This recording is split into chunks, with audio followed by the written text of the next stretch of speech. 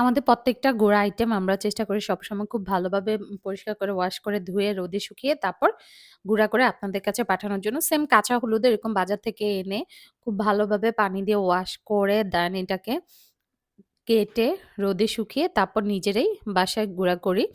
তো এই গুঁড়া আইটেমগুলো আসলে করতে অনেক সময়ের ব্যাপার। রোদে শুকিয়ে করতে গেলে দেখেন এভাবে দেন সবগুলো কাঁচা হলুদ এরকম আস্তে, আস্তে রোদে শুকিয়ে নিই। আর শীতকালে আসলে রোদে শুকানো অনেক বেশি কষ্টের। শীতকালে রোদ থাকে না বললেই চলে।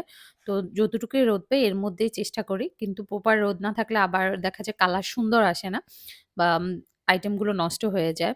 তো তারপরেও চেষ্টা করি যে আপনাদের কাছে যাতে ভালো কিছু দেওয়ার জন্য, ভালো প্রোডাক্ট যায় এটার জন্য।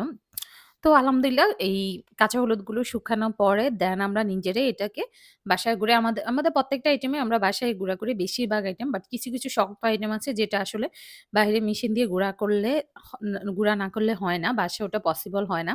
অনেক কষ্টসাধ্য হয়ে যায়। তো দেখেন এই কাঁচা হলুদগুলো এভাবে বাসায় গুঁড়া করে দেন আপনাদের কাছে পাঠাই। একদম অথেন্টিক কাঁচা হলুদ গুঁড়াই কিন্তু আমাদের কাছে পাবেন। আর এই ব্লেন্ডারটা গা এই এর আগে ব্লেন্ডারে আমরা গুঁড়া করতাম অনেক সময় লাগতো। বাট এই গ্রাইন্ডারটা আনার পর আলহামদুলিল্লাহ খুবই কম সময়ে আমরা প্রায় ৪ থেকে ৫ মিনিটেই ৩-৪ কেজি মোটামুটি ভালো গুঁড়া করতে পারি। তো এই যে দেখেন খুবই সুন্দরভাবে কাঁচা হলুদগুলো একদম গুঁড়া হয়ে গিয়েছে। তারপর এগুলাকে ভালো করে চেলে ২ থেকে ৩ বার চেলে তারপর প্যাকেজিং করে আপনাদের কাছে পাঠানো হবে।